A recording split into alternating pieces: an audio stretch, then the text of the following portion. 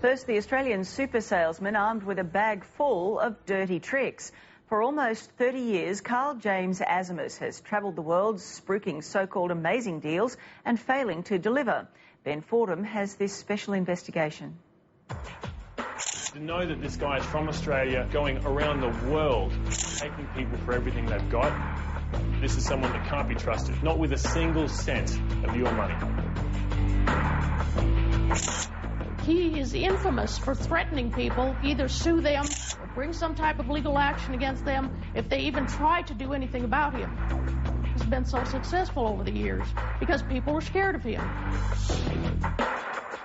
He's an international man of mystery, Carl James Asimus. He's confident, slick, and always on the lookout for a new opportunity. For the past 28 years, he's been the ultimate travelling salesman, crisscrossing the globe with a suitcase filled with his grand plans. He's so convincing that investors in more than 15 countries have thrown money at his big ideas, from kangaroo farms in Germany to a football stadium in Norway. He's even bought the Berlin Wall. He always deals in cash, never stays in the one place too long, and rarely has his picture taken. Well, tonight, you'll meet the man behind the myth. How do you feel when people say you're a con man? I don't feel very good about it. I live a life where perhaps I'm more colourful than the average person.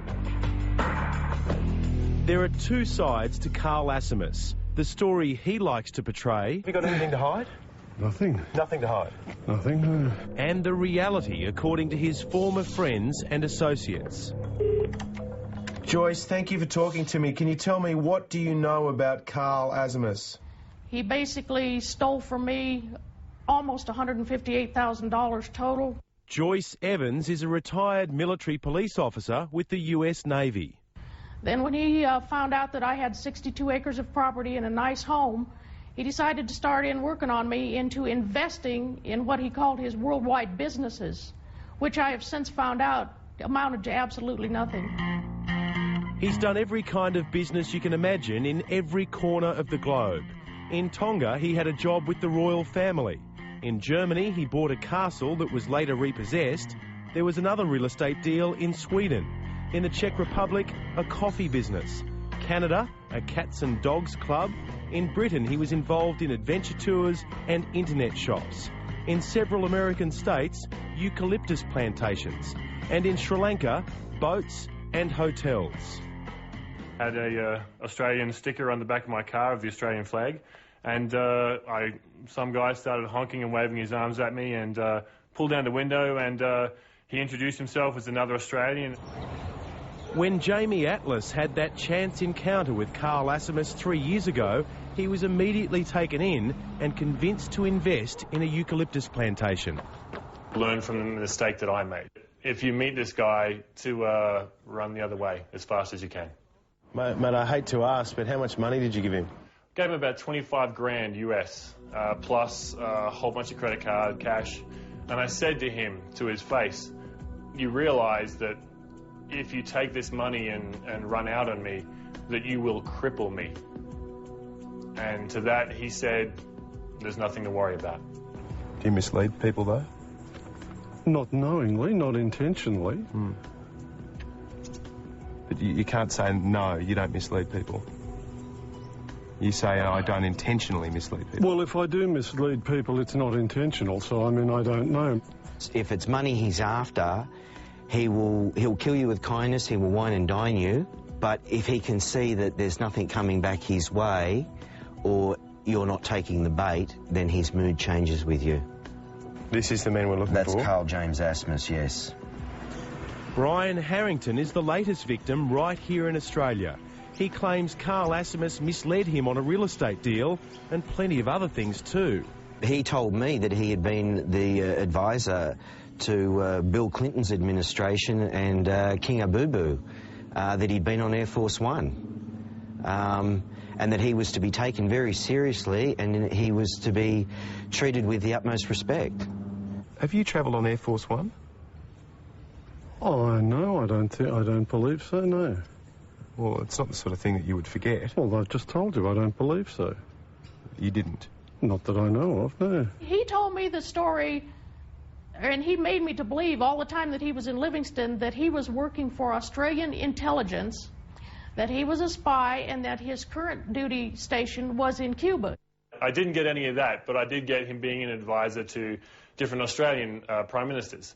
So he may have just been modifying the story to suit the environment. These are by no means isolated stories. Carl Asimus has left a trail of unhappy people around the world. At least 80 of them have written statements to warn others. He does everything in cash. Most of the dealings with me was in cash. I sold 40 acres of my property, and he took almost $90,000 in cash right out of my hand. So what can you tell us about Joyce Evans? She's a retired military police officer. No, she's not a retired military police officer. Yes, she is. And what's more, this decorated military cop is now pursuing Carl Asimus everywhere he goes. She's even created a website to warn others about him. Has anybody come to you at all and said, listen, Carl, you owe me money? No. Never? That's another lie. We've seen the emails demanding money. I don't care what line he feeds you or what he tells you that he's doing, just do not give him any money because you will never see it again. Ever. Let's have a look at this here. United States, the eucalyptus tree scam in Tennessee. Property scam in South Carolina. There was no scam at all in any of these. The Berlin Wall scam. That's just the United States. No, wait a minute. It wasn't a scam. The Berlin Wall is a historical thing. Carl Asimus says the only business he's doing back here in Australia is legitimate, although he won't say what his next big idea is. What are you doing down here at the marina? I was having a coffee. And what really hurts me is that as a result of working with this guy, I have this scar in my heart that unfortunately when I meet other Australians here, I've got this hesitance to help them. Carl points out that he's never been arrested or charged with any crime.